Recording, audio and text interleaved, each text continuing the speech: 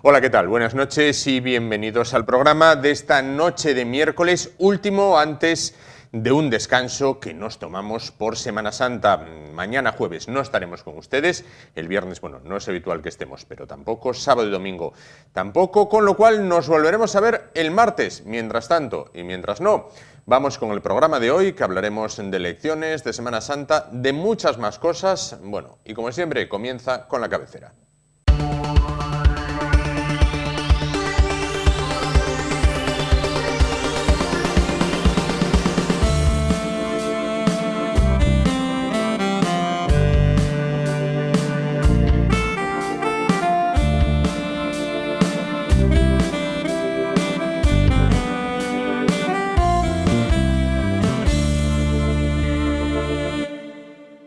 Bueno, pues comenzamos el programa de esta noche hablando de un tema del que, por si no se habían enterado, el próximo 28 de abril, bueno, pues estamos llamados a las urnas los españoles para elegir, bueno, pues nuestros representantes en el Congreso y en el Senado, para elegir, en definitiva, quién será el presidente de nuestra nación, el presidente de nuestro país, el presidente de España. Bueno, para hablar de las elecciones, de cómo se está viendo esta campaña y esta larga pre-campaña, bueno, que ya se arrastra desde hace unos años, se encuentra esta noche con nosotros el catedrático de Historia Contemporánea, José Girón. ¿Qué tal? Buenas noches. Buenas noches.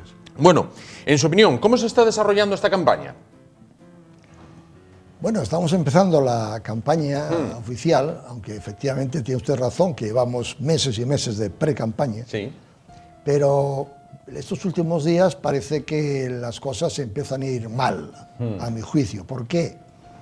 Porque empiezan los descalificativos, los insultos, las palabras gruesas, que nunca deben de acompañar a nuestros políticos. Pero esta misma mañana, desayunando, viendo 24 horas, me quedé atónito, ¿sí?, viendo a un señor del PP de Andalucía decir cosas tan pintorescas como que Sánchez se sentaba con criminales y asesinos. Algo que uno queda realmente asombrado, ¿no?, de estas cosas, ¿no? Sí. Primero, porque son mentiras. Y segundo, porque, hombre, no se pueden emplear estos términos en una campaña electoral. Hay que ser más cuidadoso con el lenguaje. Con el lenguaje, sí. A mi juicio, ¿no? Pero bueno, no es nada nuevo, porque también los socialistas y los de Podemos acusan a Vox de que son nazis y fascistas. Sí. Entonces, tal pa' cual, ¿no? O el otro día, el propio Casado diciendo que también Sánchez que se sentaba con los que tenían las manos manchadas de sangre. Hombre, eso no es cierto, eso es mentira, pero es que no son cosas para echar a la cara, arrojar a la cara al contrincante, al adversario, porque en definitiva calumnia que algo queda, que es en definitiva lo que ellos pretenden. Estas cosas no, yo creo que en unas campañas electorales debían de tenerse más cuidado, hay que ser más respetuoso con el adversario y plantear cuestiones de fondo, de programa, de lo que uno quiere hacer. También hablan de ello, por supuesto, pero hay cosas que debían de eliminarse de la campaña, ¿no? De la campaña. Estamos en tiempo de encuestas, cada día prácticamente conocemos una. Vamos a señalar la del CIS, la del señor Tezanos. Es muy controvertida. ¿A usted qué le parece esta encuesta? Hombre, yo creo que había que remontarse un poco más atrás, ¿no? Y es que, ¿quién es el señor José Félix Tezanos? Pues es un señor que ha estado 30 años ocupando altos cargos en las ejecutivas federales del PSOE, un guerrista conocido, que ahora el señor Sánchez le nombra director o presidente, no sé cuál es el cargo concreto, del CIS, ¿no? Sí. Bueno, el CIS debe ser presidido o dirigido por un profesional de reconocida prestigio, pero totalmente desvinculado de un partido político. Independiente. Independiente, totalmente independiente. No es el caso. Sánchez nombra a este señor, que es un apalachit del PSOE, de toda su vida, y le nombra para un cargo que no debe de ocupar. Claro, por eso las encuestas son de risa, ¿no? Son jocosas, ¿no? Pero claro, ¿qué vamos a esperar de un caballero que el otro día, lo he escuchado con mis propios oídos, a las 8:30 de la tarde del día 10, en 24 horas, llegó a decir una frase textual, le repito textual: los votantes de Vox rechazan la democracia. Ese señor tenía que dimitir ipso facto o su o el presidente quien lo nombró, echarlo con una patada en el trasero, porque eso no lo puede decir el director o el presidente del CIS, no lo puede decir. Claro. Bueno, y escuché al día siguiente, leí en la prensa que Rosa Díez, que por cierto no sabía que andaba todavía por ahí, Rosa Díez fue la única que dijo que tenía que ser destituido fulminantemente. Claro, tiene toda la razón, ese señor no puede ocupar ese cargo. Sin embargo, no pasó nada. No pasó nada. No, pero sí, bueno, si hace 3 meses, más o menos, llegó a decir una tontería, no sé cómo calificarla suavemente, de que Ciudadanos, PP y Vox eran como los partidos que en 1930 habían fundado el Partido Nacional Socialista Alemán, los nazis. Eso lo dijo José Félix Tezanos.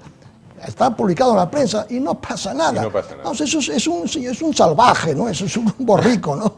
Con perdón, ¿no? Bueno, vamos a analizar, si le parece brevemente, cómo ve partido por partido, ¿vale? Cómo lo están realizando. Vamos a comenzar por el que está en este momento en el poder, por el Partido Socialista.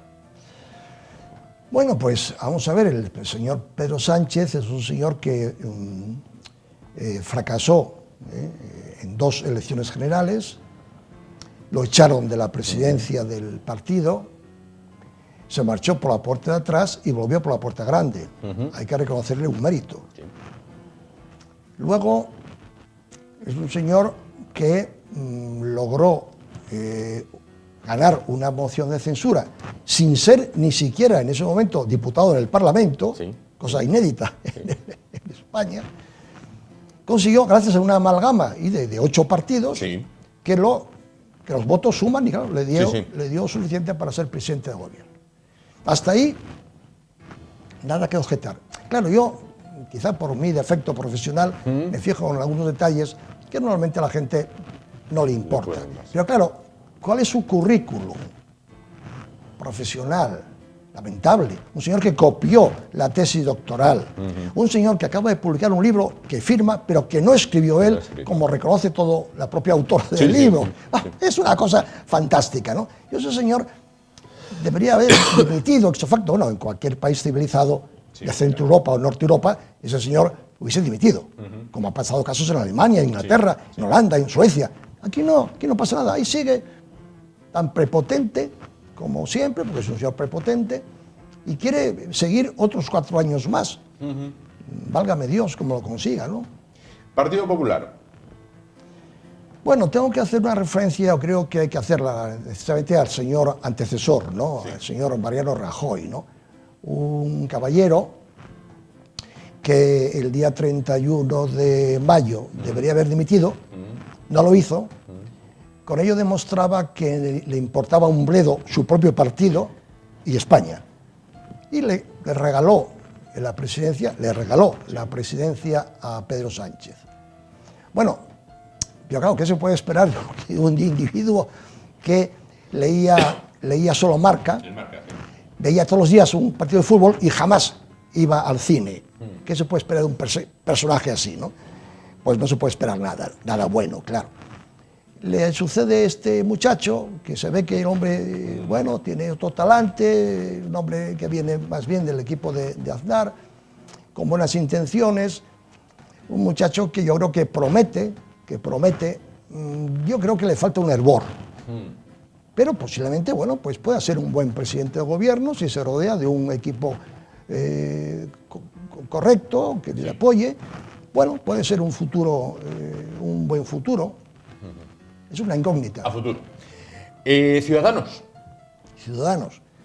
Mire usted, Ciudadanos en noviembre del año 15, si no me falla la memoria, presentaron en Cádiz 30 puntos de su programa regeneracionista, reformista.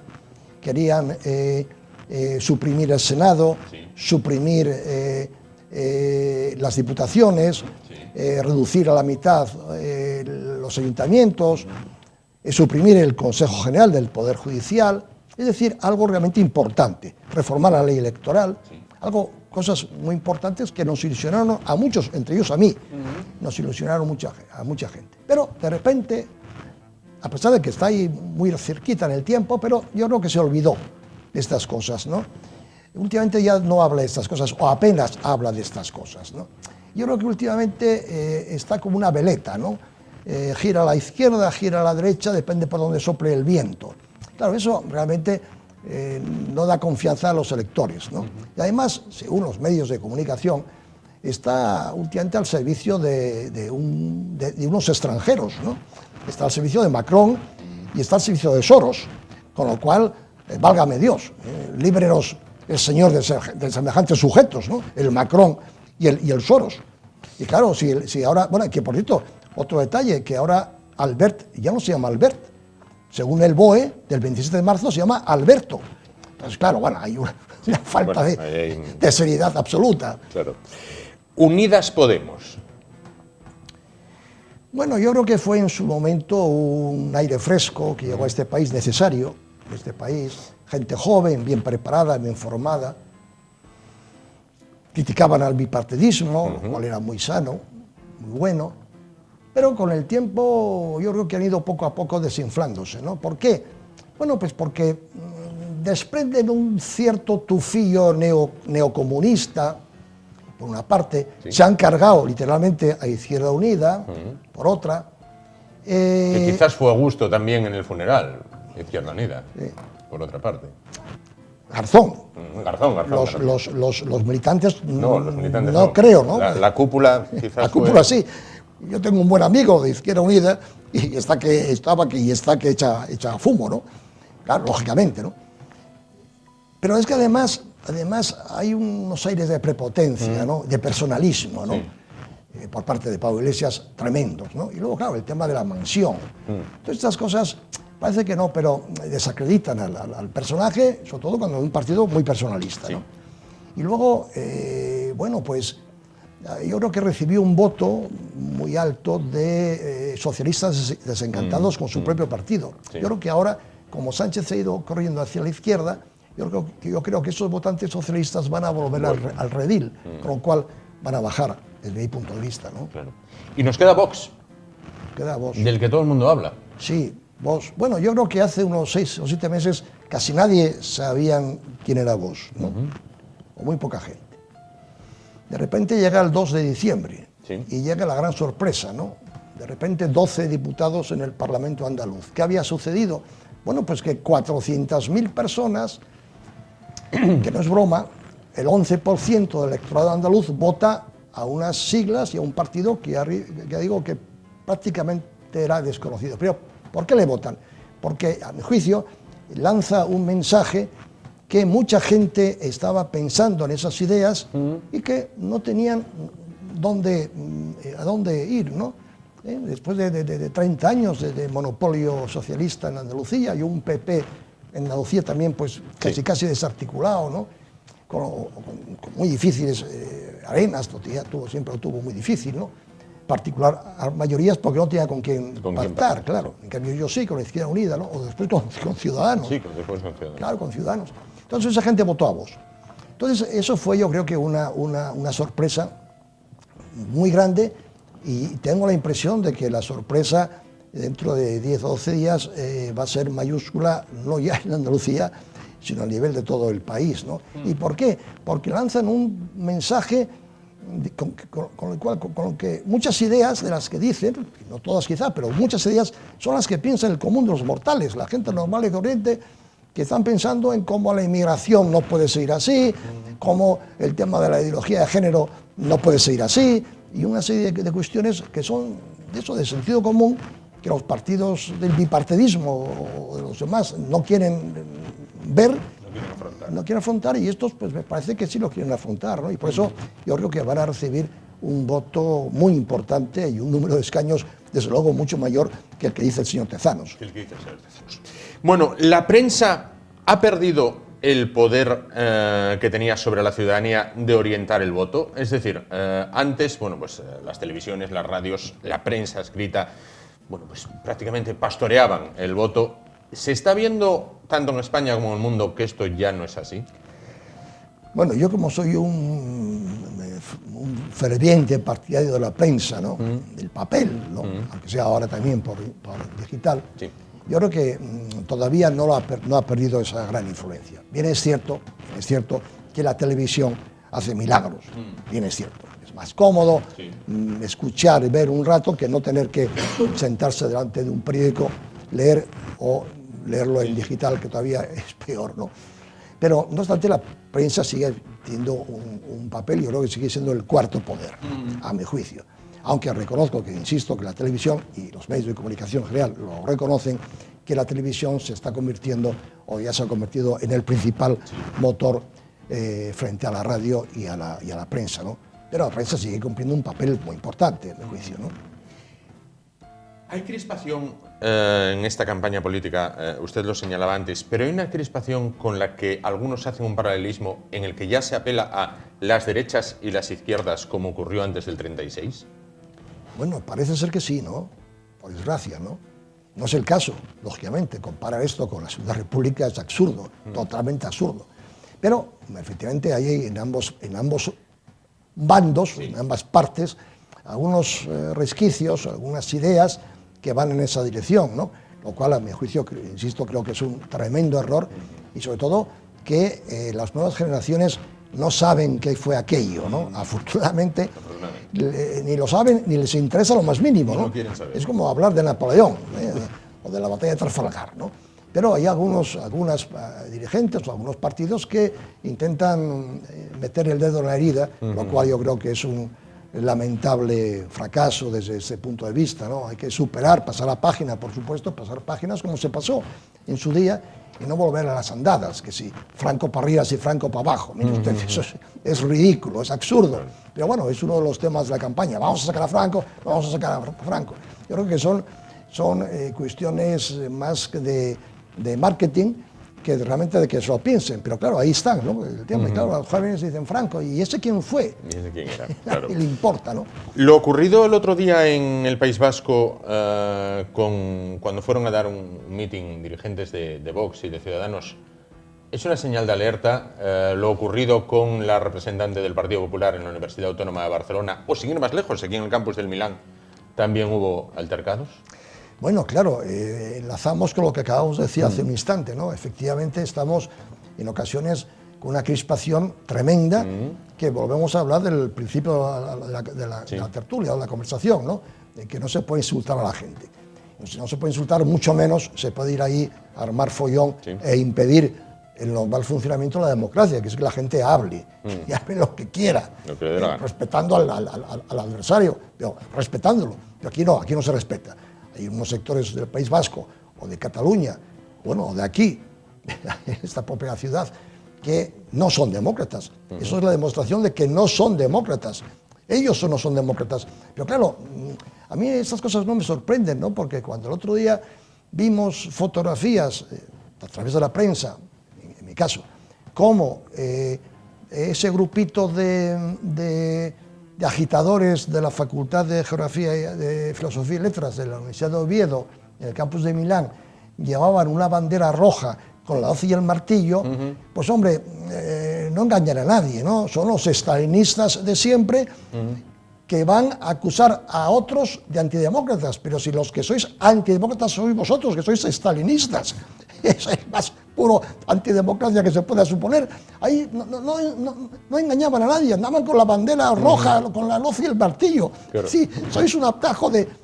Bueno, es lo que yo he venido denunciando desde hace años de la mafia comunista del Departamento de Historia de nuestra universidad, que ahí está la prueba constante, porque además varios profesores de ese Departamento de Historia ahí estaban, según las fotografías, ¿no?, que hemos visto, junto con la bandera, ¿no? Es decir, no la enarbolaban ellos mismos, la enarbolaban sus muchachos, ¿no? Sus tovarich. Claro. Entonces es lo que tenemos, ¿no?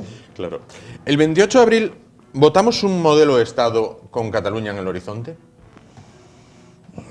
Bueno, votamos por España, ¿no?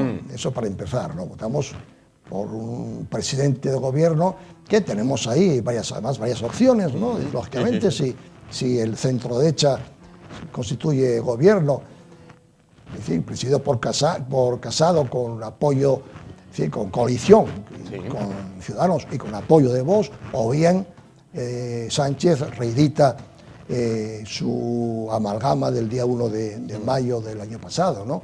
Él, el PSOE con todos los demás, ¿no? Podemos, etcétera, ¿no?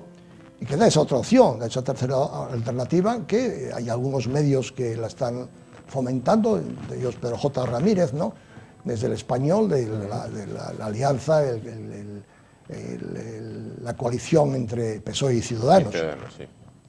Que bueno, sería una estafa para sus votantes, desde mi punto de vista, pero que es la que apoya a Soros y apoya a Macron, claro. Y Valls, por supuesto, ¿no? Que es el enviado de Macron en España, ¿no? España. Y que va a ser, que es el alcalde de Barcelona, lo cual a mí personalmente no me entra a la cabeza. Bueno, pues yo que fue primer ministro en Francia, ¿no? Que se vuelva para su país, ¿no? Pero vamos, ahí Macron no lo quiere, claro. Lo quiere aquí, ¿no? En España, para darnos la lata. Bien, entonces, evidentemente, el horizonte de Cataluña está ahí, ¿no? Y entonces, depende uno u otro, etcétera, pues, ¿qué van a hacer con Cataluña? Es una incógnita, ¿no? Una incógnita. Yo creo que hay cosas que hay que hacer, o dos, para mí están clarísimas, y es que hay que quitarles las competencias en educación, porque eso no puede ser así.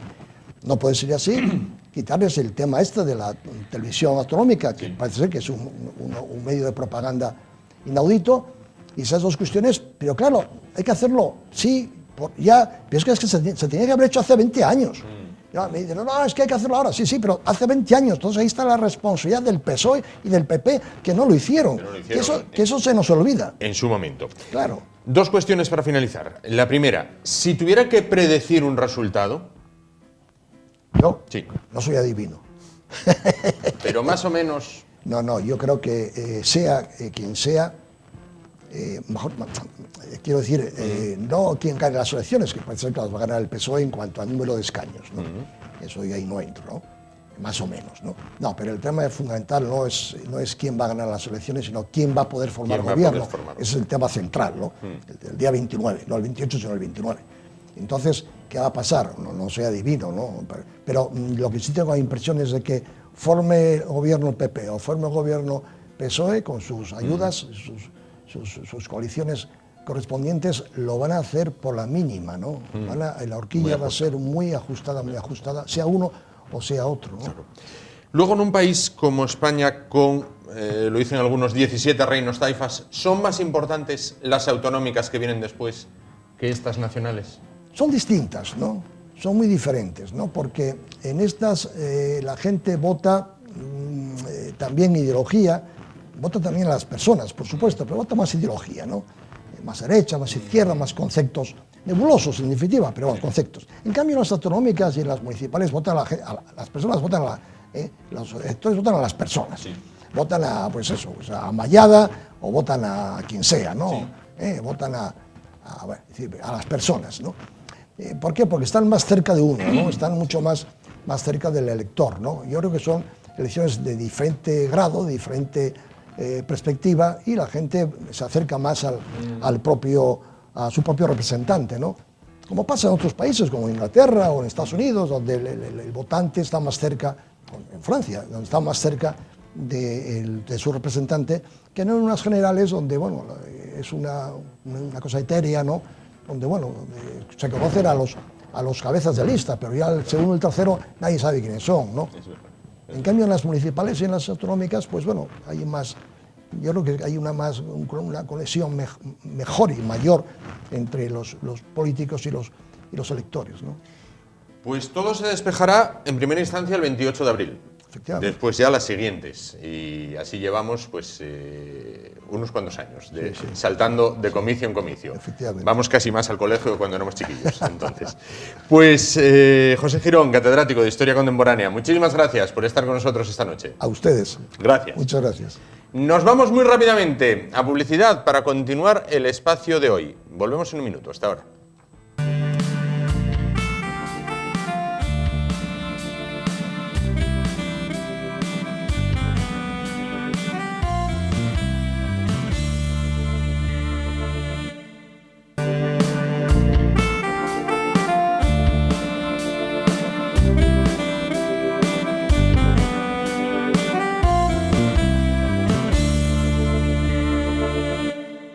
Bueno, Bueno, pues iniciamos el programa de esta noche, de este miércoles, cuando estamos a las puertas de los días grandes de la Semana Santa, de Jueves Santo, de Viernes Santo. Bueno, pues iniciamos el programa hablando del Santo Sudario de Oviedo, porque en Oviedo, en la capital asturiana, se custodia una de las reliquias más importantes de la cristiandad. Para algunos, quizás la más importante después de la Sábana Santa, que como saben, bueno, pues se custodia en Turín. Vamos a hablar a continuación de este paño del Santo Sudario, sobre el que hay gran controversia, donde se mezcla ciencia, donde se mezcla fe y donde también hay numerosos estudios sobre el mismo.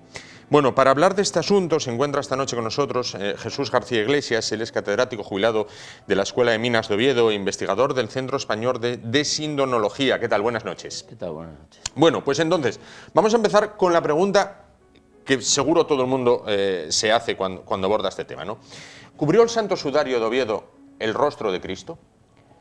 Bueno, yo creo que en el caso del Santo Sudario, que está manchado solo de sangre, es decir, ahí no hay esa marca que es la que ha formado la imagen fotográfica que tenemos en la síndrome de Turín. Aquí solo tenemos sangre. Bueno, pues está claro que, al igual que en la Sábana Santa, los estudios forenses demuestran que cubrió el rostro de un ajusticiado en la cruz, que muere en la cruz. Y esas investigaciones forenses, que son definitivas, pues eso no lo pueden ocultar. Lo que no pueden decir es que ese rostro era de Cristo. Es de una persona que muere conforme nos dicen los evangelios que murió Jesucristo. Eso tampoco lo puede negar las investigaciones. Por lo tanto, no podemos mostrar que ese ajusticiado era Jesucristo. Pero lo que sí podemos mostrar es que lo que revela el estudio forense del sudario es que ninguno de los hallazgos va en contra de esa posibilidad. Es decir, cada vez que se va avanzando en la investigación y se obtiene nueva información, los científicos hemos tenido que decir, encaja en el modelo. Claro. Bueno, si lo comparamos con la Sábana Santa, que usted citaba ahora, bueno, ahí vemos una imagen del Santo Sudario, ¿no? No sé si quiere hacer referencia a algo de lo que en este momento, bueno, estamos viendo, lo puede ver también aquí más cómodamente, quizás. Bueno, pues ahí diríamos que esa es la posición correcta, porque en la veneración a los fieles antiguamente se ponía en sentido vertical, no se apaisado. Y ahí se ve lo que ya descubrió Ricci en 1965, Monseñor Ricci, el gran sindonólogo, expertísimo en la Sábana Santa, viene a verificar sobre el sudario de Oviedo, del que tenía conocimientos, si encajaba lo que él veía aquí con lo que él conocía de la Sábana Santa. Entonces él fue el primero que interpreta que eso es una serie de manchas que están formadas con la tela doblada, por eso se reproducen en los dos lados. Hay un eje de simetría o un plano de simetría entre las dos manchas, y si se dobla hacia atrás la parte derecha, pues o al revés, a la izquierda hacia la parte de atrás, pues lo que tenemos es unas manchas que se superponen a través de un paño que está doblado. Correcto. Y que calan. Entonces, ¿desde dónde calan? Desde el contacto con la boca y la nariz, que es por donde salen la sangre que vemos ahí, y que donde hay más sangre es donde está más oscuro. Por lo tanto, sobre esas zonas más oscuras es donde estaba centrada la nariz y los oídos, y los labios del ajusticiado. También se demuestra, bueno, lo que hizo Monseñor Ricci es interpretar esas manchas, porque hasta entonces se sabía que eran posibles manchas de sangre del Señor, porque así la tradición lo dice y toda la documentación histórica que figuraba acompañando aquí en la catedral al Santo Sudario. Por lo tanto, sí se suponía que eso eran manchas de sangre, pero cómo se formaron, qué significan, ahí no hay ningún rostro, ahí no hay nada que permita ver una cara. ¿Cómo la situamos sobre el rostro de Cristo si era el sudario que estuvo sobre el rostro de Cristo? Bueno, pues Monseñor Ricci fue el primero que dice, sí, esto encaja, y además las dimensiones que yo veo encajan con las dimensiones de la Sábana Santa. Y a partir de ahí se inicia la investigación.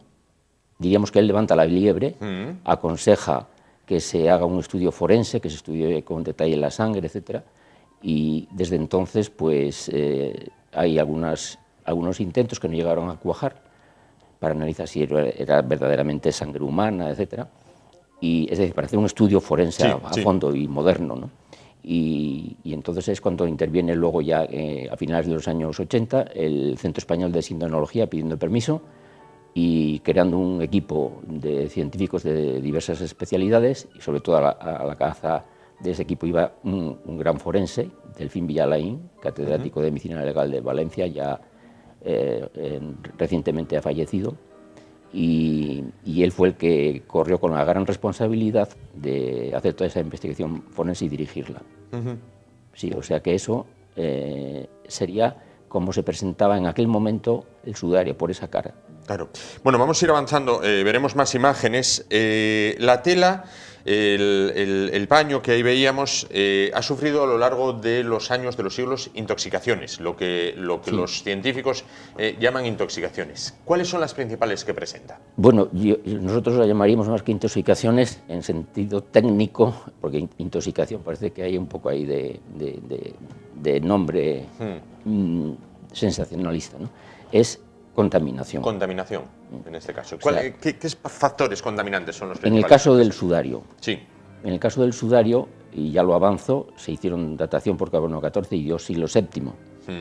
Entonces, los científicos conocíamos ya la tela a fondo y sabíamos que las fibras de lino de la que está construida esa tela tenían una envoltura, cada una de ellas, como una especie de corteza, como un pino.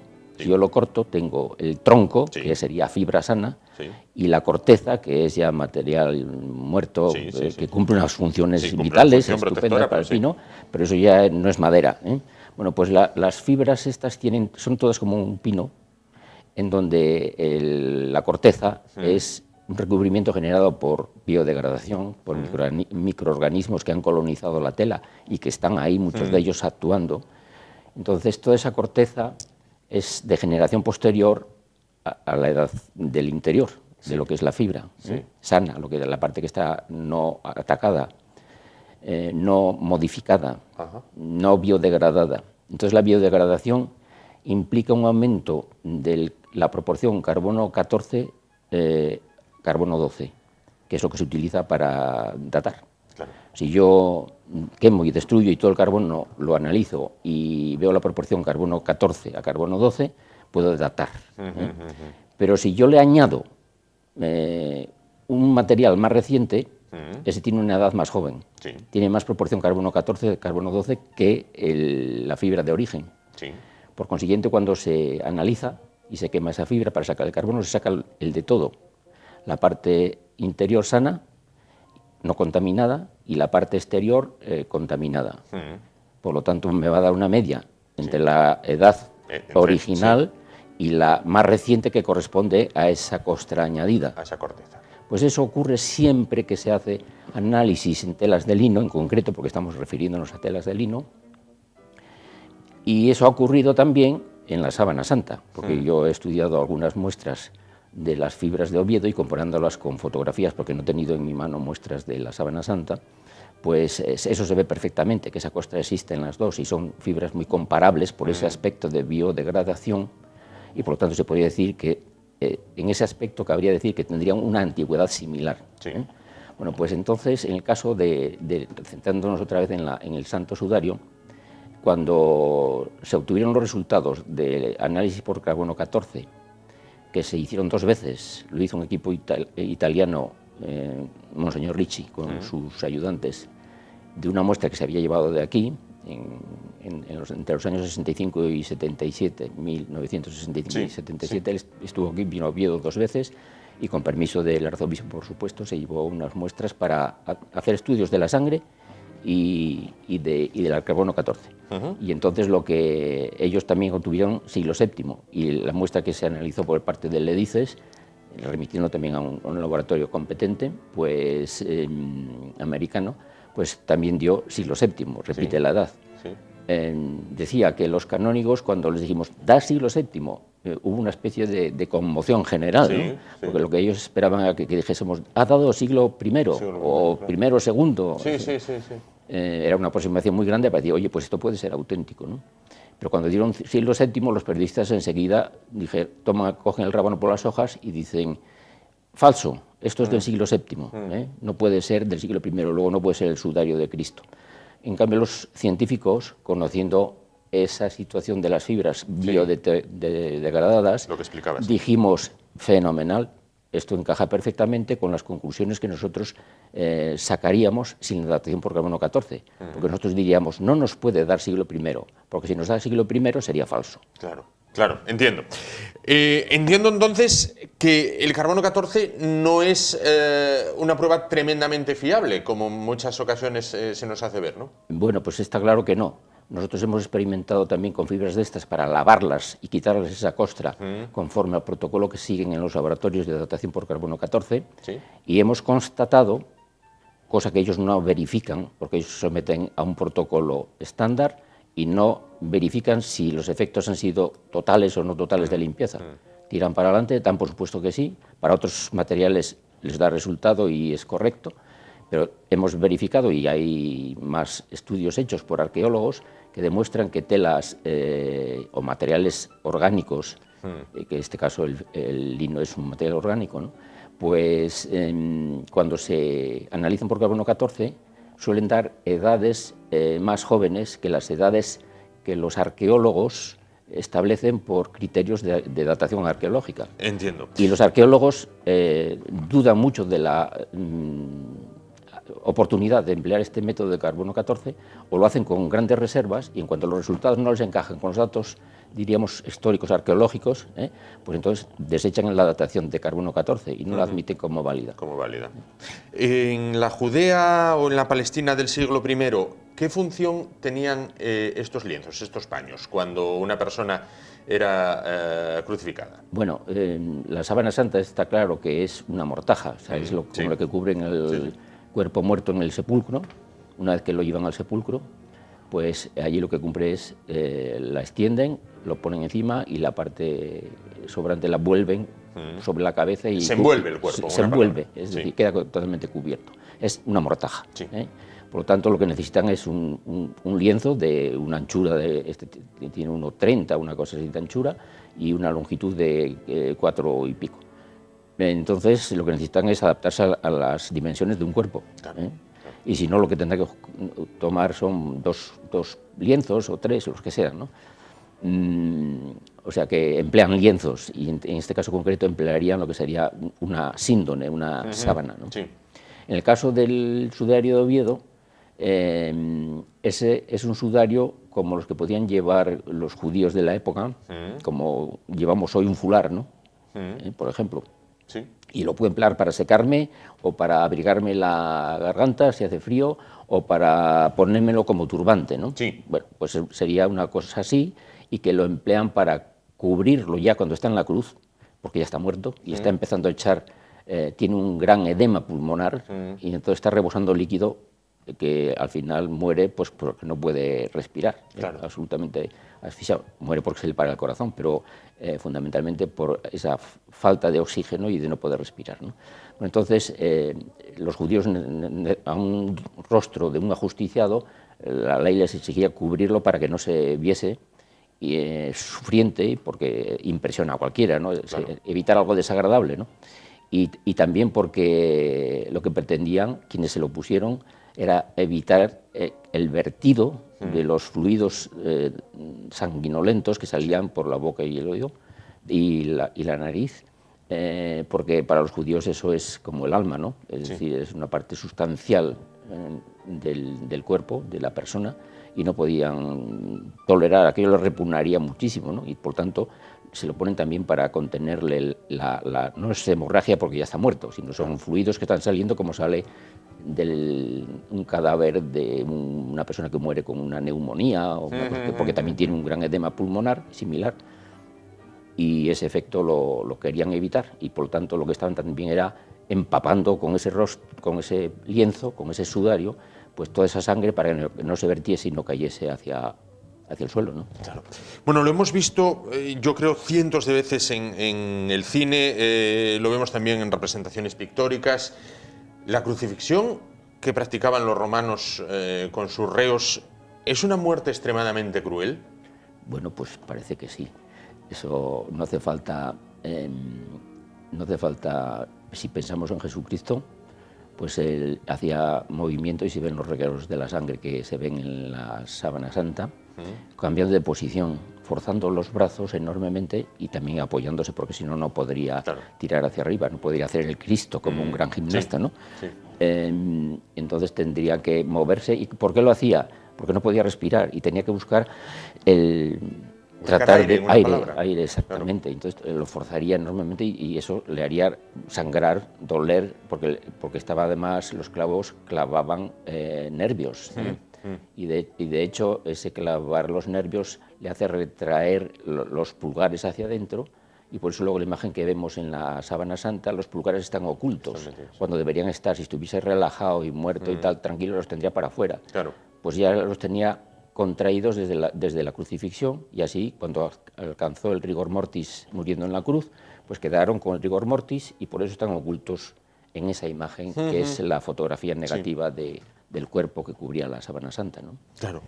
O sea que el sufrimiento era horrible, y si alguien quiere ver reflejada esa crueldad, puede coger en internet, tomar el Miñarro, que es uno de los que forma parte del equipo del equipo español, vamos, del EDICES, y que es un profesor de arte y escultor muy famoso en Sevilla, en Andalucía, y él ha hecho esculturas reproduciendo el Cristo sintónico, es decir, que todo lo que está reflejado en la sábana santa, él lo ha puesto sobre sus crucificados, ¿no? O un Cristo yacente o un Cristo en la cruz, ¿no?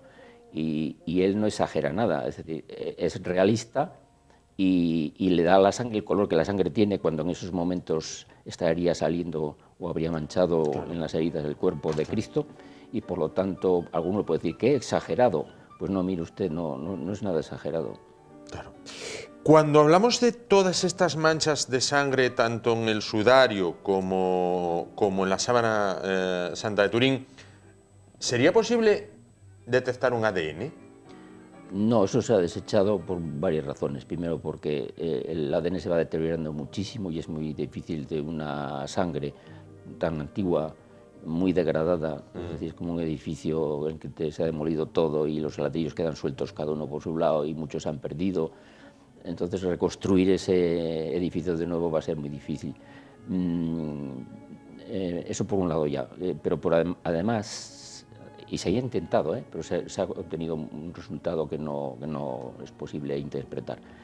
Y por lo tanto, hoy por hoy, según la tecnología actual, no sería muy fácil poder detectar ese ADN si es que queda suficientemente intacto como para poder rescatar ladrillos que nos permitan decir, es este ADN, ¿no?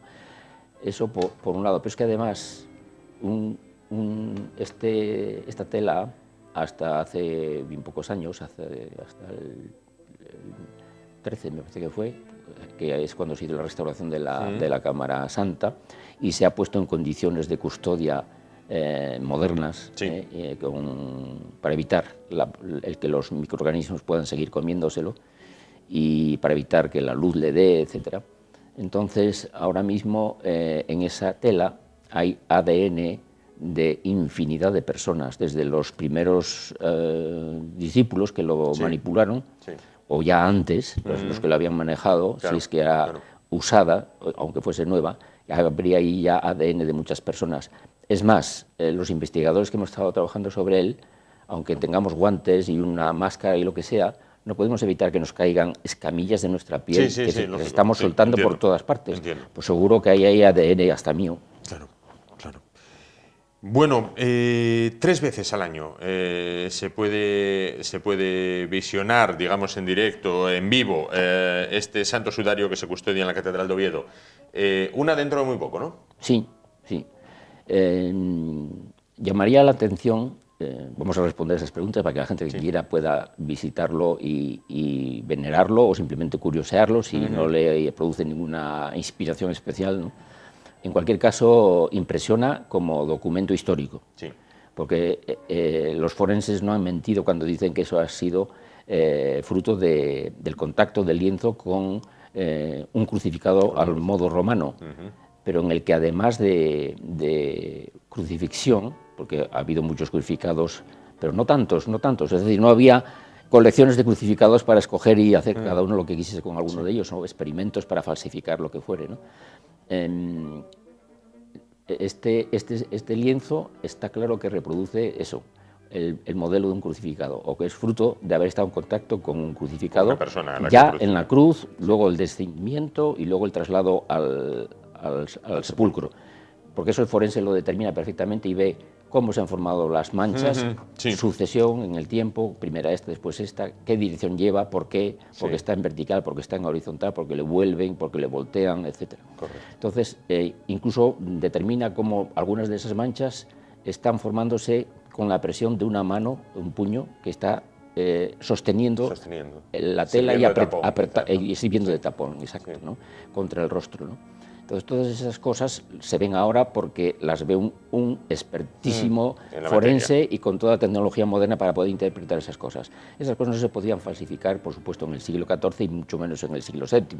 O sea, es científicamente una burrada, por decirlo con una palabra un poco fuerte, que alguien pretende decir que eso se ha falsificado.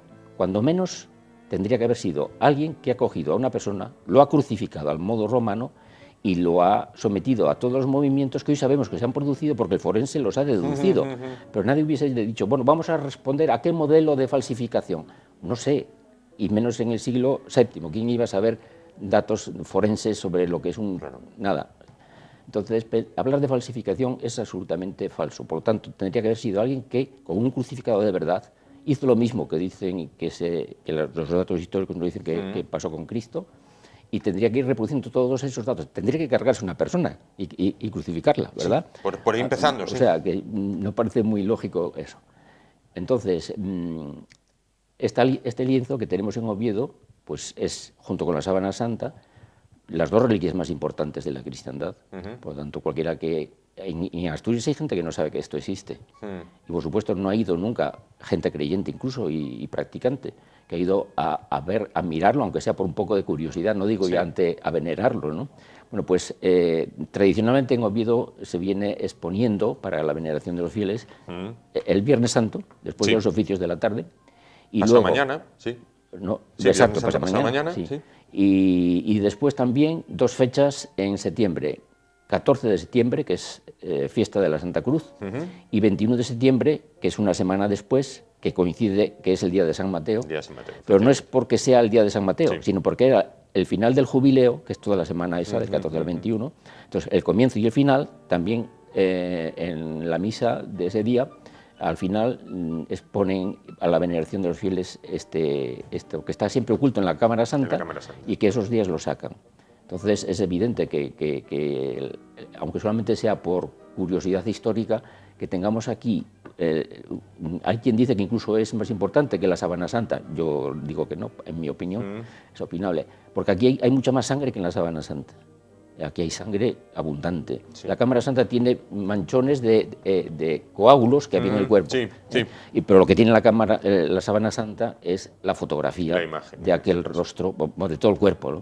Y eso aquí no existe nada. Por lo tanto, esto se puso aparte y se quitó cuando se envolvió con la sábana. Cuando se procedió con la sábana. Pues Jesús García Iglesias, catedrático jubilado de la Escuela de Minas de Oviedo, investigador del Centro Español de Sindonología.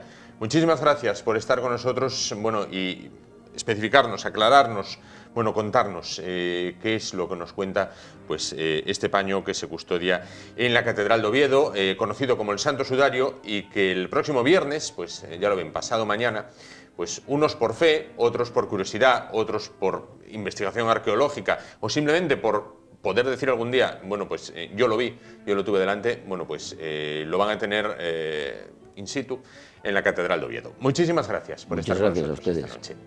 Nos vamos rápidamente para volver aún más rápido y continuar con el programa de hoy. Hasta ahora.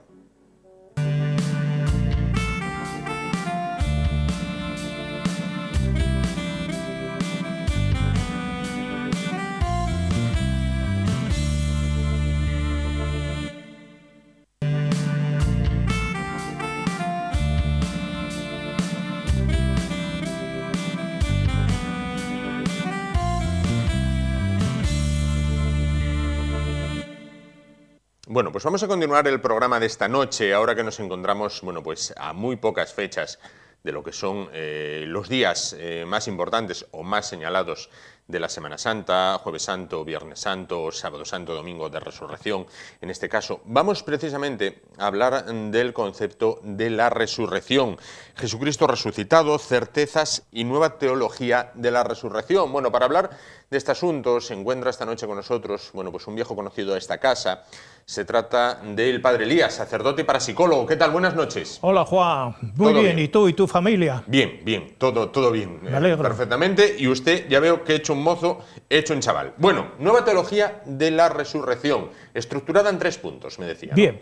Entonces, en primer lugar, voy a hablar de certezas sobre Jesucristo resucitado. Ajá. Primera certeza, históricamente hablando. Sí. El sepulcro vacío el domingo de Pascua. Sí. Cuando María Magdalena y otras mujeres fueron a embalsamar el cuerpo de Jesús, se encontraron con que el sepulcro pues estaba vacío. Sí. Y aparecieron 2 jóvenes que los identifican con ángeles que les dijeron: no busquéis entre los muertos al que está vivo. Correcto. Entonces, sepulcro vacío, evangélicamente, históricamente, es una certeza histórica. Otra certeza histórica: apariciones de Jesucristo resucitado durante 40 días en distintas circunstancias a distintos personajes. Tercera certeza: identidad entre el cuerpo de Jesucristo crucificado y el cuerpo de Jesucristo resucitado.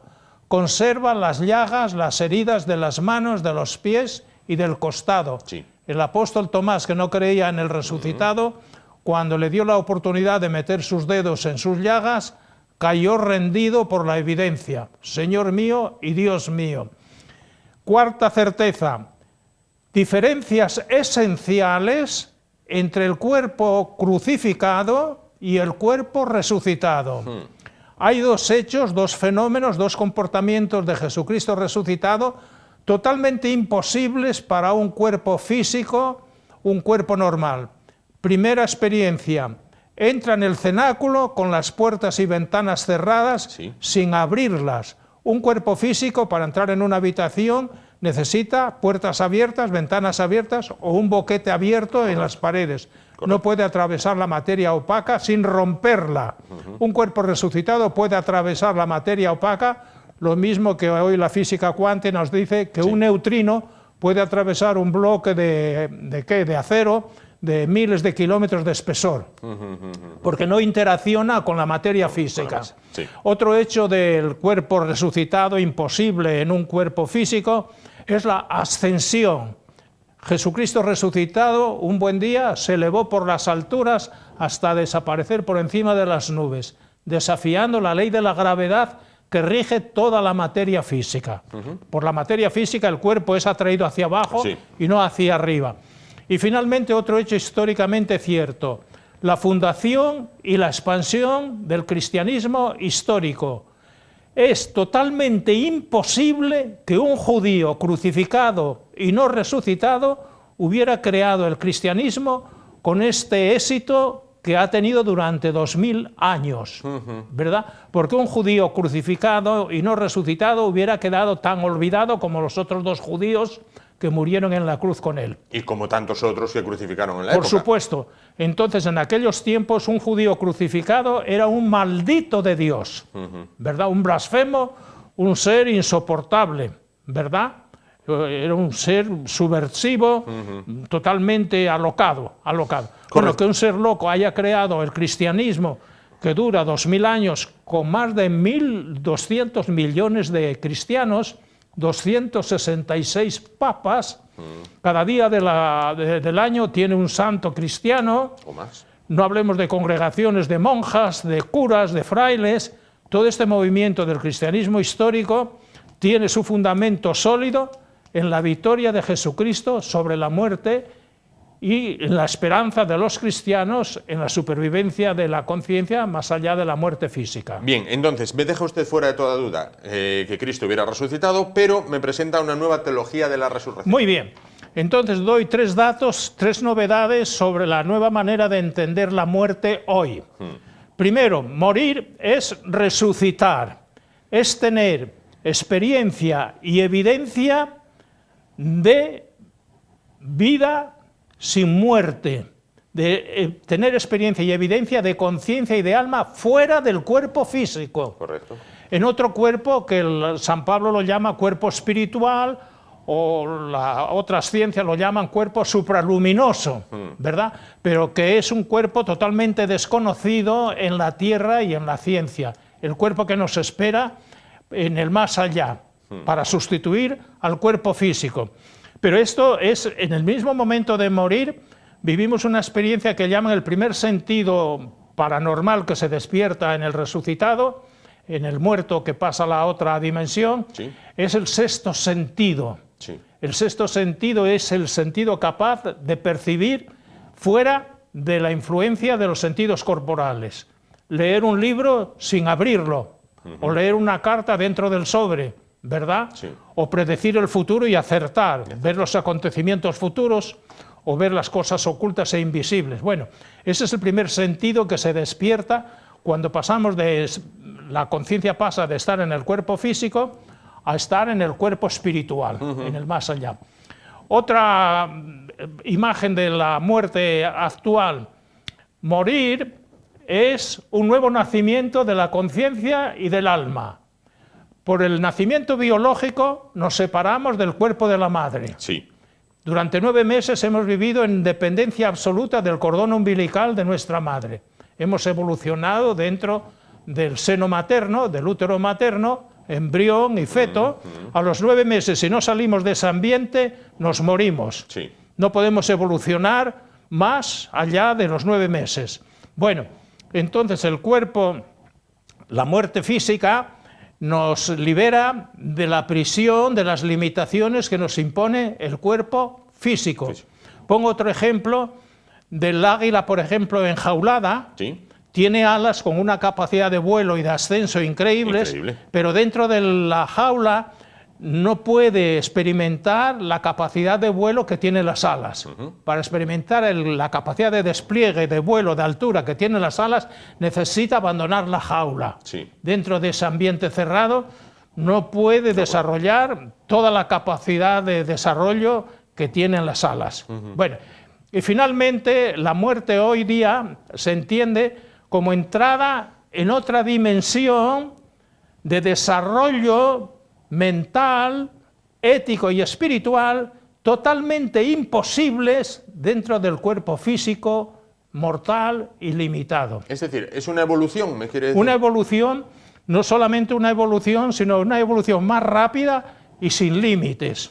Yo acabo de recibir 6 tomos ahora de Roland de Jouvenel, un chico francés que se murió a los 15 años, en 1946, y desde el más allá, cuando llevaba 3 meses muerto, se comunica telepáticamente con su madre, que es medio analfabeta, y le va dictando unos mensajes que la dejan totalmente convencida de la supervivencia de su hijo, y escribe, su hijo le dice que escriba los mensajes que le transmite, y su madre analfabeta ha escrito 6 tomos, yo tengo los 6 tomos, entonces una de las cosas que le dice el hijo, mira, yo vivo evolucionando a un ritmo mucho más rápido que cuando estaba en la Tierra. Y a medida que pasa el tiempo, aquí no hay tiempo, aquí solamente hay eternidad. A medida que pasa el tiempo me resulta más difícil comunicarme contigo porque estoy más evolucionado y la diferencia vibratoria o mental o cultural entre tú y yo cada vez es más difícil, ¿verdad? Porque para entenderse hay que estar en la misma onda, longitud de onda. Bueno, entonces no solamente evoluciona, sino que evoluciona a un ritmo mucho más rápido que cuando estaba en la Tierra. Bueno, entonces estas son las certezas. Entiendo entonces que es como la canción de los militares, la muerte no es el final. No, no, por supuesto. No solamente no es el final, sino que es el comienzo de una nueva vida, de una nueva conciencia, de una nueva capacidad mental, ética y espiritual que ya llevamos dentro en forma de semilla, pero mientras esté dentro de este ambiente es como el águila, mientras está dentro de la jaula, no puede desplegar toda la capacidad que es inherente el ejemplo que me ponía a las alas, ¿Y qué diferencia hay, ahora que estamos en Semana Santa, entre Semana Santa y Vida Santa, en su opinión? Muy bien, bueno, sí, es la tercera parte de mi charla de hoy. No voy a hacer una crítica de la Semana Santa, podría decir cosas horrorosas. Yo he estado en Filipinas hace unos años y he visto a hombres hacer fila para ser crucificados, ¿verdad? Entonces, ese espectáculo, el espectáculo de la autoflagelación, desnudarse de medio cuerpo para arriba y llenar la espalda de sangre, bueno, me parece horroroso. Ver a las vírgenes enjolladas y llorando a lágrima tendida, esa conversión del dolor humano, del drama humano en un espectáculo, en una diversión, no lo soporto, ¿verdad? Entonces, a mí la Semana Santa deseo que cuanto antes pase, mejor, porque es un espectáculo que no me ayuda en estas tres cosas en las cuales consiste la verdadera santidad. Primero, verdadera santidad. ¿En qué consiste? En vivir practicando la verdad, la justicia, la misericordia, la reconciliación. Vivir creando esperanza de vida más allá de la muerte física. Vivir creando, esto es también interesantísimo, fraternidad universal. Otro rasgo de la santidad diaria que hay que construir día a día y hora a hora.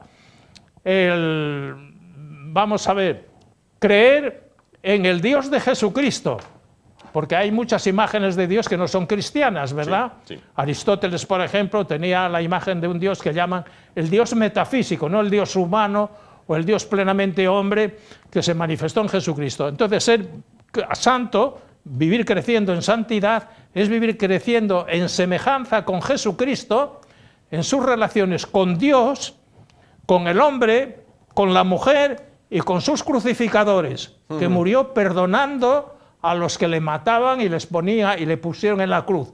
Padre, perdónalos porque no saben lo que hacen. Bueno, vivir creciendo en semejanza con Jesucristo, vivir practicando la verdad, estas virtudes, estos valores que no pasan de moda, la justicia, la misericordia, la reconciliación, etc. Y finalmente es vivir creyendo en el alma, en la conciencia, como imagen y semejanza de Dios. Es vivir creyendo en la evolución de la conciencia y del alma, en el más allá y eternamente. Elías, para finalizar, de manera muy rápida porque me apremia el tiempo, ¿está para publicar un libro? Sí, está ya en imprenta, he hecho la corrección de pruebas y pueden tardar 8 o 15 días. Yo traeré unos ejemplares para regalarlos aquí a la casa. Hablaremos de ello. Pues muy bien, el título es Evolución Cósmica y Humana, : Hechos asombrosos. Pues nos avisa y hablaremos de ello, sin duda. Muchísimas gracias y aunque no es muy amigo de la Semana Santa, que pase unos felices días. Pues gracias, igualmente, felicidades a nivel personal y a nivel familiar y a nivel de... Empresarial. Televisión es Asturias. Muchísimas gracias, Elías. Vale. Nos vamos rápido, volvemos aún más rápido y continuamos el programa de esta noche. Hasta ahora.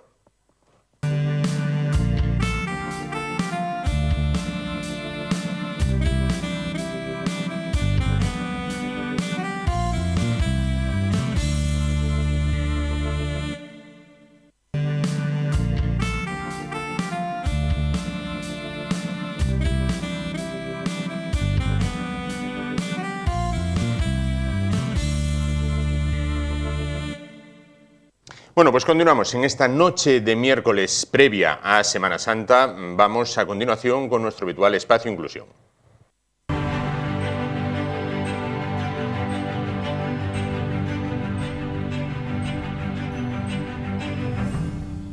Previa a Semana Santa, previa a los días festivos en Semana Santa. Vamos a hablar a continuación del proyecto Down Rural. Bueno, para conocer más de cerca en qué consiste, a quién está dirigido, cómo se financia, bueno, se encuentra esta noche con nosotros la gerente de la asociación Down Asturias, ella es Tatiana Redondo. ¿Qué tal? Buenas noches. Hola, muy buenas noches. Bueno, pues entonces entiendo que ya preparando la Semana Santa le agradecemos, bueno, que haya encontrado hueco esta noche para acompañarnos. ¿Qué es Down Rural? Pues es un proyecto en el que pretendemos conocer a todas las personas con síndrome de Down que están viviendo en el ámbito rural de Asturias, conocer cuáles son sus necesidades en el ámbito familiar, social, asistencial, y a partir de ahí tratar de implementar desde la asociación esos apoyos, esos recursos de que no disponen en la actualidad. ¿De cuántas personas estaríamos hablando aproximadamente? Lo desconocemos, Claro. así que lo primero que estamos haciendo es recorrernos todos los ayuntamientos de Asturias para determinar el número exacto de estas personas. Claro, entiendo que cuentan con la colaboración de los distintos consistorios. Sí, lo primero que hicimos fue ponernos en contacto con todos los ayuntamientos, explicarles el proyecto y cuáles son los objetivos del proyecto. Desde luego, todos los que hemos visitado y contactado hasta ahora, que pueden ser unos 20 al menos, han acogido el proyecto, bueno, con las manos abiertas, porque es cierto que en la zona rural es complicado que lleguen los recursos.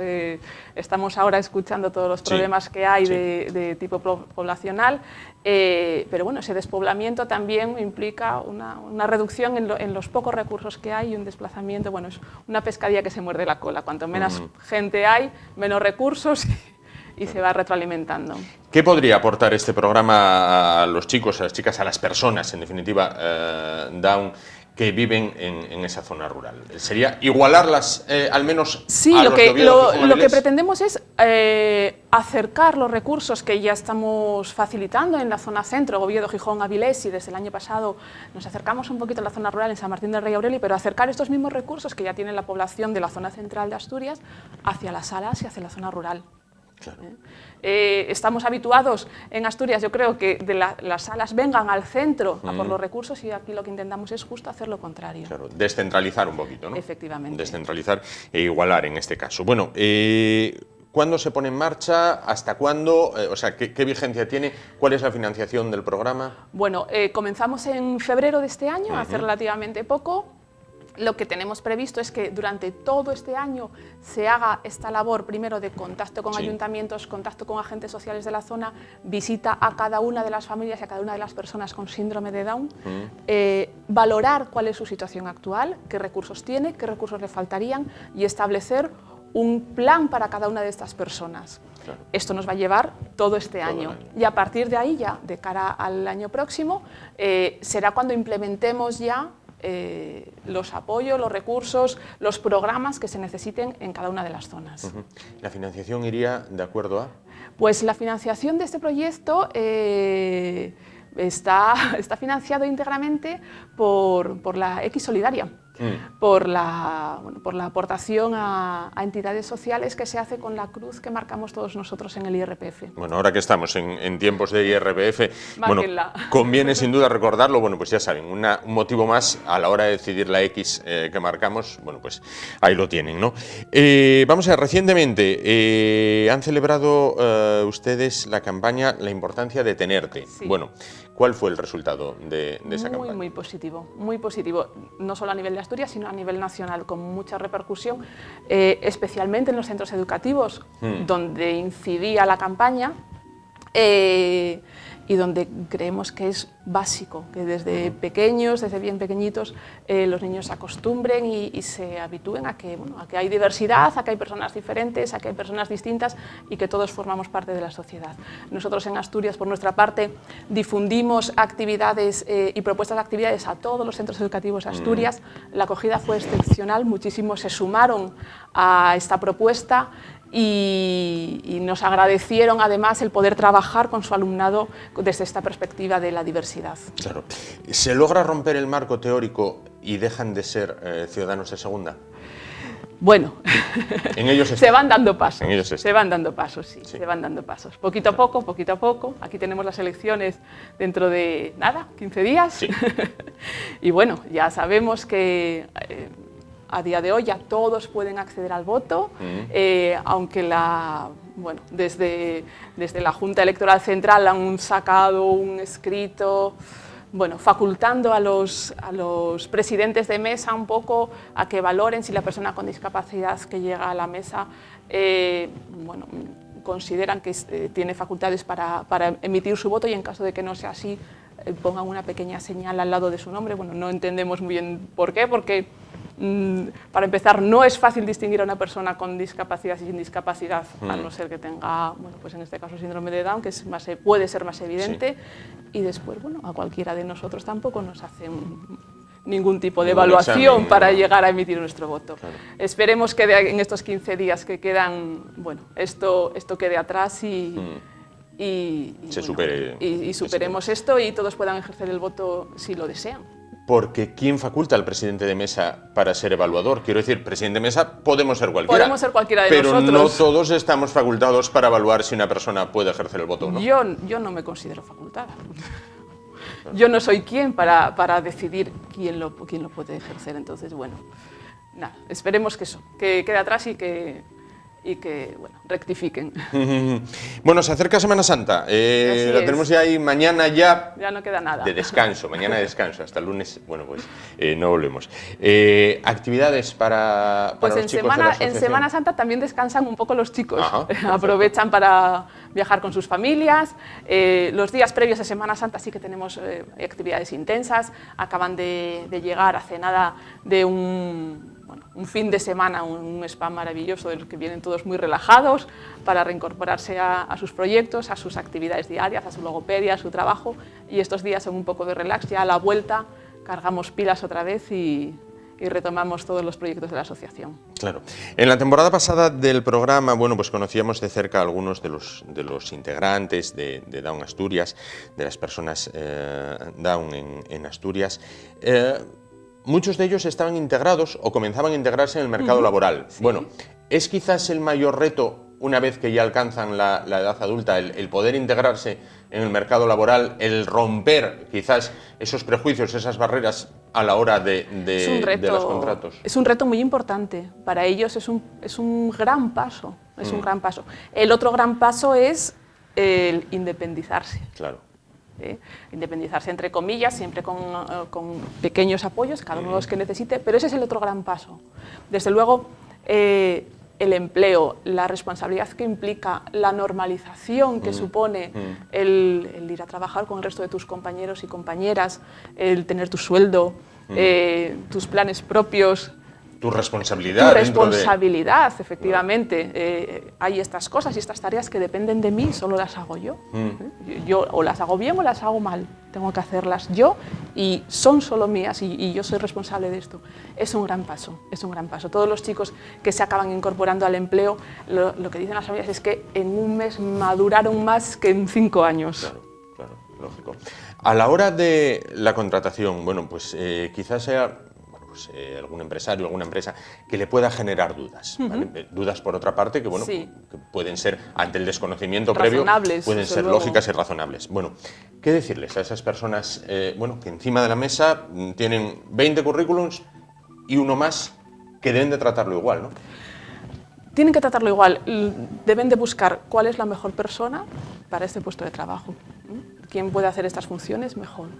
Y nada más, nada más. Desde la asociación, en nuestro programa de empleo con apoyo, apoyamos siempre, tanto a la persona con discapacidad, con síndrome de Down, y a la propia empresa, un poco para romper esos miedos y esos temores. Con formación previa a los trabajadores, con el acompañamiento durante toda la preparación laboral para que la persona que se incorpora conozca en profundidad el puesto de trabajo y todas las funciones. Y una vez que se marcha esa persona que apoya esa preparación, puede hacerlos de forma completamente autónoma. Una vez que finaliza ese periodo de formación, la asociación siempre está detrás. Bueno, pues surgen dudas, surge un cambio de puesto de trabajo, surge una nueva tarea, cualquier situación que sea distinta al habitual en el puesto de trabajo, la asociación siempre está detrás. Yo creo que el respaldo de la asociación da tranquilidad a familias y a empresa. Claro. Bueno, para finalizar, volvemos a donde empezamos, a Down Rural. Bueno, pues quizás aquellas familias del ámbito rural que nos estén viendo, que sepan que ustedes van a ir a visitarles. Efectivamente. Iremos a visitarles. Primero, lo que os comentaba al principio, primero estamos visitando ayuntamientos, visitando servicios sociales de cada zona para conocer este dato de número de personas que viven en la zona rural, porque no hay estadísticas, no hay censo, no hay datos recogidos por las administraciones, así que estamos en este proceso y a partir de ahí, por supuesto, con el consentimiento de las familias, nos pondremos en contacto con ellas y, bueno, pues eso, con una entrevista, la técnico María Teresa, que es la persona que está llevando a cabo todo este trabajo de campo, bueno, pues se verá con ellos el número de veces que cada familia necesite para conocer eso, qué necesita esta persona, a qué recursos accede, qué es lo que no tiene y le gustaría tener. Claro. Pues dicho queda, Tatiana Redondo, gerente de Down Asturias, muchísimas gracias por estar con nosotros esta noche y ya la dejamos descansar para estos días que se avecinan, bueno, pues de descanso merecido, sin duda. Muchísimas gracias. Gracias. Bueno, pues ya lo ven, Down Rural ya en marcha desde el mes de febrero en Asturias. Nos vamos muy rápido a publicidad, volvemos y continuamos el programa de hoy, último antes del descanso. Hasta ahora.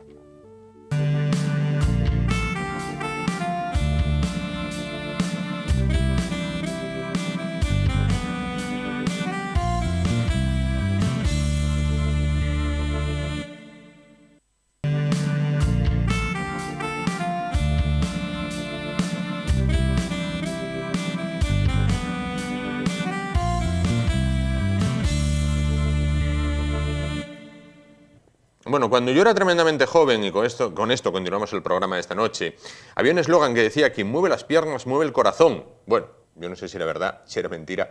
Nos lo podrá aclarar nuestro próximo invitado. Él es Jorge Barredo, es profesor de Educación Física en las Claretianas de Oviedo, en Inmaculada, en el Colegio Inmaculada en este caso.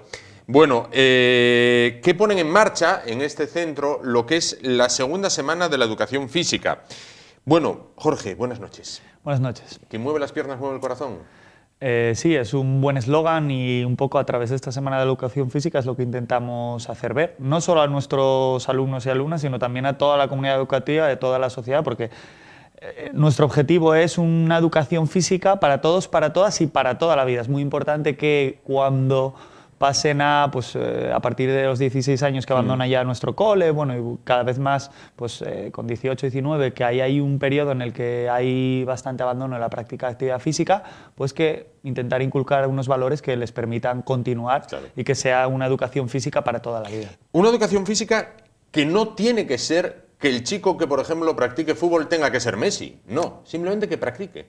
Claro, yo creo que es un problema de la sociedad y un problema del enfoque que se le da al deporte en edades tempranas, un deporte competitivo, federativo, que sería la orientación del deporte. Hay dos orientaciones, hay una orientación hacia el ego y una orientación hacia la tarea. Por explicarlo un poco, la orientación al ego sería en la que el objetivo es ganar y yo me siento bien si gano, y es la competición hoy en día como es la amplia mayoría de competiciones que existen en deporte base. Y la orientación a la tarea es una orientación en la que buscamos que la práctica del ejercicio físico del deporte, pero de manera intrínseca, es decir, yo mejoro, yo disfruto del deporte. Tengo que aprender a ganar, tengo que aprender a perder, pero de esa manera lo que permite es que conforme pasa el tiempo, las personas pues no abandonen la práctica de actividad física. El momento en el que hay una orientación al ego, cuando ven que su ego no es el que buscaban, no son Messi, no son el objetivo que planteaban, pues poco a poco abandonan la práctica de actividad física. Entonces, desde el punto de vista de la formación, es muy importante que profesores de educación física, gente que trabaja con niños y niñas en estas edades, orienten la práctica de actividad física hacia esa tarea, hacia el bien intrínseco de la práctica del ejercicio físico y el disfrute a través del mismo, con los objetivos que tiene desde el punto de vista de la salud, entendiendo la salud como una mejora del estado de bienestar físico, psíquico, social y emocional. Claro, desde el punto de vista emocional es muy importante y social también. El sistema educativo en este país ha cambiado tremendamente en los últimos años. Una de las asignaturas, una de las materias que más ha experimentado el cambio es precisamente la educación física. Ha dejado de verse como hoy tengo gimnasia, con lo cual llevo chándal y con un poco de suerte juego un poco al balón. Ahora ser una asignatura, una materia, digamos, reglada, vamos a poner entre comillas, seria y en la cual se enseñan cosas beneficiosas para el alumno. Sí, yo creo que ya el cambio metodológico ya es de hace unos cuantos años. Uno de los beneficios que tenemos es que es una profesión en la que existe mucha vocación. Yo tengo muchos compañeros y compañeras que son vocacionales 100%, y eso lo que hace es que queramos mejorar, estamos continuamente reuniéndonos, haciendo formaciones y demás. Yo creo que eso es importante. Una de las razones por las que se hace la Semana de Educación Física en este caso, o el Día de la Educación Física, que ya en esta edición, el 25 de abril, dentro de la semana, pero el 25 de abril nos juntaremos en la losa más de 1000 alumnos, es un poco para reivindicar ese cambio de la educación física, una educación física que es más integradora, más inclusiva, que busca que todos y todas puedan participar, puedan generar unos hábitos de vida saludables, y desde el punto de vista de lo que es la materia, yo creo que hay un cambio metodológico. Es verdad que las familias aún siguen teniendo esa tendencia a la gimnasia anterior, pensando en el que únicamente pues, se trabajaban las tablas gimnásticas suecas y bueno, un poco más lo que normalmente nuestros padres y abuelos pues, conocían como gimnasia. Es verdad que lleva unos cuantos años que hay un cambio metodológico muy importante y que yo creo que es una de las materias que más se pueden ver ese aprendizaje integrador, inclusivo y significativo, es decir, que tenga valor para la vida de los alumnos. Claro. ¿Qué es el plan de desplazamiento activo? Vale, el plan de desplazamiento activo es una de los proyectos que dentro de nuestro mal llamado Proyecto Deportivo Centro, yo lo voy a llamar un proyecto de actividad física y salud que tenemos en Claretiana, así que bueno, ya desde hace muchísimos años tengo en la cabeza, surgió la idea del Ministerio de Educación en 2012 y bueno, pues yo quería plantearlo. Cuando lo planteo, pues una de las iniciativas es este proyecto, este plan de desplazamiento activo. La idea es que nosotros lo que vamos a generar son como unas líneas, vamos a llamar de metro, para que todos un poco entiendan, en el que vamos a crear esas líneas para que todos los alumnos y alumnas puedan desplazarse de manera activa al colegio. En principio lo vamos a plantear caminando. Para ello, hemos realizado un contacto con la Dirección General de Tráfico que nos va a ayudar pues, para conocer los diferentes desplazamientos, cuáles son las posibilidades, qué mejoras podemos establecer, etc. Y desde el no solo desde el punto de vista activo, es importante desde el punto de vista de la salud, sino es muy importante desde el punto de vista del medio ambiente. Por eso iniciamos también contactos, esperamos que nos responda Ayuntamiento de Oviedo y la Consejería de Medio Ambiente por el tema de nosotros vamos a hacer un proyecto en el que vamos a intentar que no haya tantos coches, porque seguramente todos los que me escuchan y que van al colegio, que van a los colegios a llevar a sus hijos, hay muchos y muchas que van en coche. Entonces, al final, sobre todo el medio ambiente es el que sufre y la idea es que vayan caminando. Entonces, es crear, el colegio lo que va a dar es un recurso que es unas líneas en las cuales tú te puedes desplazar. Luego, a partir de ahí, pues estamos ideando pues, una aplicación pues, para que tengan los tiempos en los que, como si fueran las paradas del bus, en los que pasan, vamos a llamarlo pedibuses, que son alumnos con igual padres y madres responsables que vayan recogiendo los niños. Y también es un recurso que no solo van a utilizar en el día a día para ir a clase, sino que lo pueden utilizar en su tiempo libre. Porque al final lo que vamos a hacer es buscar recorridos adecuados y Dirección General de Tráfico, que ya nos reunimos con ellos, nos va a ayudar en este sentido. Sí. ¿Y qué es un recreo inclusivo? Bueno, un recreo inclusivo es algo muy importante porque consideramos que el recreo es uno de los momentos donde más aprendizaje hay y también más desaprendizaje. Y entonces venimos de hace un par de semanas de la Feria de Innovación Educativa que tuvo lugar en Gijón y presentamos nuestros recreos. El recreo inclusivo es que todos y todas tienen que participar en el recreo y tenemos que hacer un recreo abierto pues, para que no haya desigualdades en ese momento. Entonces la idea es que dentro de nuestros proyectos de recreos inclusivos tenemos 4 subproyectos. Un proyecto que llamamos el Lánzate a Jugar es un poco el genérico, luego hay un proyecto en primaria que lo que buscamos es los profesores dirigen una serie de actividades que previamente para alumnado con necesidades, alumnado TEA, pues previamente se les explica el juego para que luego en el recreo tengan diferentes opciones y puedan jugar, es decir, puedan elegir y puedan incluirse. Y luego en secundaria tenemos 3 actividades, que sería la bibliojuega, que bueno, pues sería el espacio de biblioteca pues para juegos de mesa y demás, el que se juegue, en el que los alumnos de tercero de la ESO bajan a jugar con los pequeños, con juegos que ellos crean previamente y que tienen que crear tutoriales desde educación física, no solo desde el punto de vista, es interesante desde el punto de vista inclusivo, sino también de convivencia. Los mayores se juntan con los pequeños y hay un vínculo de unión entre los alumnos del cole. Y después el que se pegue. El que se pegue sería que los mayores, en función de sus intereses, crean talleres de ejercicio físico, baile moderno, relajación, yoga, fútbol, diferentes actividades. Y a partir de ahí buscan una necesidad de la sociedad. Por ejemplo, este año la necesidad fue, vamos a colaborar con la Fundación Aladina de Ayuda contra el Cáncer Infantil de Paco Arango. Nos ponemos en contacto con ellos y decimos que todos los beneficios que obtengamos van para ellos.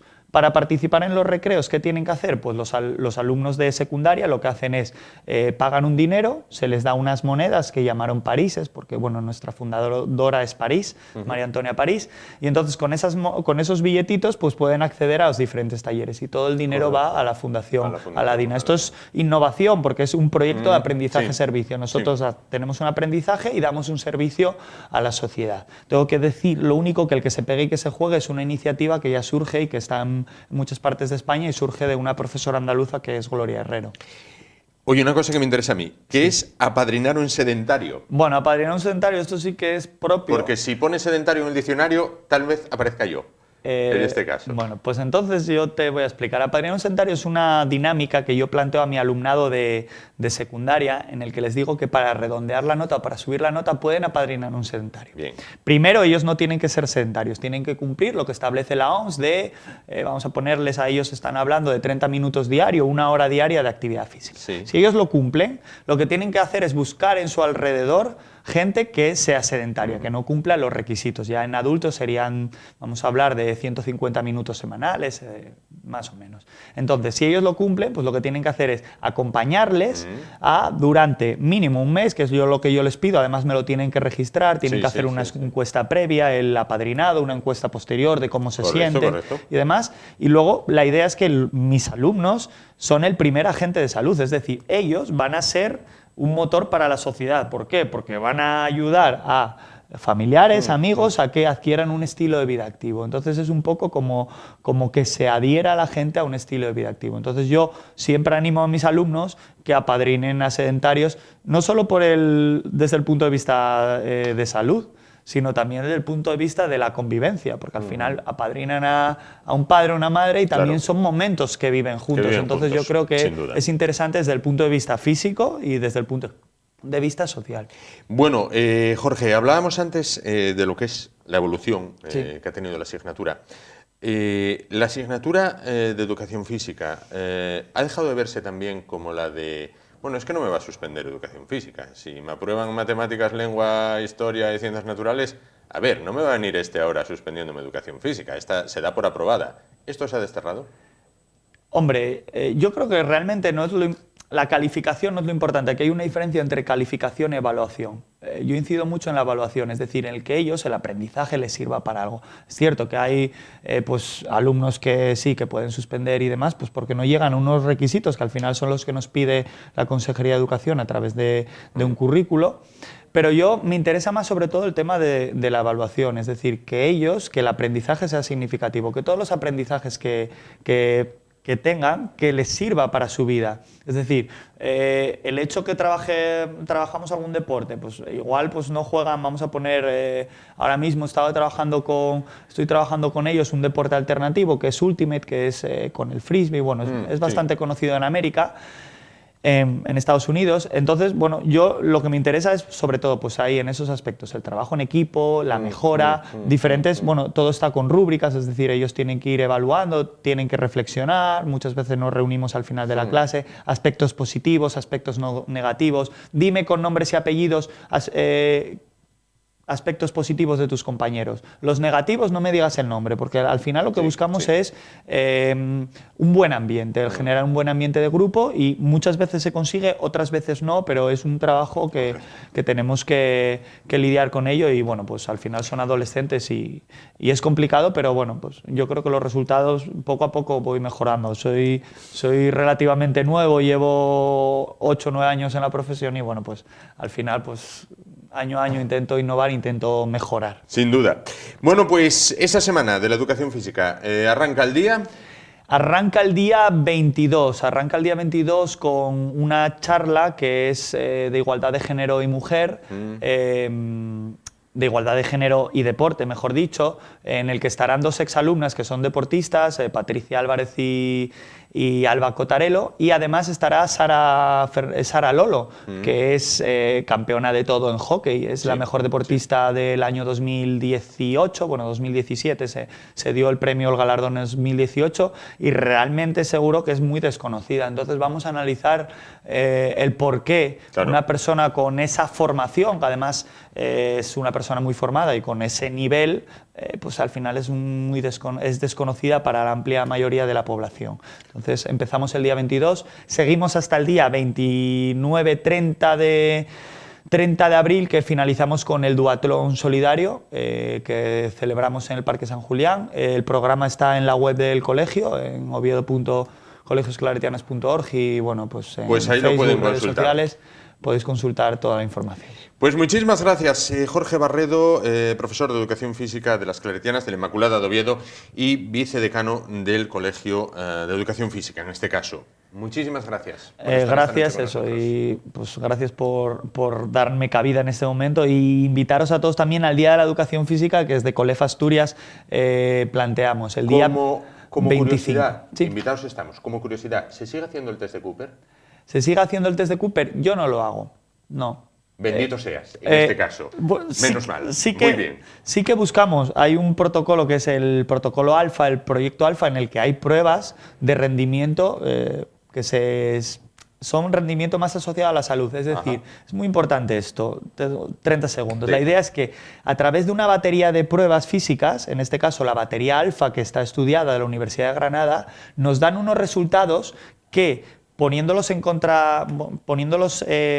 a atención primaria, a los médicos de atención primaria, y existiendo una colaboración, podríamos analizar y buscar beneficios de cara a que no haya enfermedades en los años 40, 50, en la cuarta década de vida, en la quinta década de vida. Es decir, si nosotros tenemos malos resultados en estas pruebas físicas, unas baterías estandarizadas, igual no tan de rendimiento como las anteriores, como un test de Cooper, como el test de kilómetro, pues nos daría unos resultados que, cogiéndolos con tiempo, pues podría revertir en una mejora de salud y en un menor gasto farmacéutico, que eso sería otro tema. Eso sería otro tema a tratar. Sí. Test de Cooper. ¡Qué infierno! Bueno, gracias, Jorge. Nos vamos rápidamente a publicidad. Volvemos y continuamos el espacio esta noche.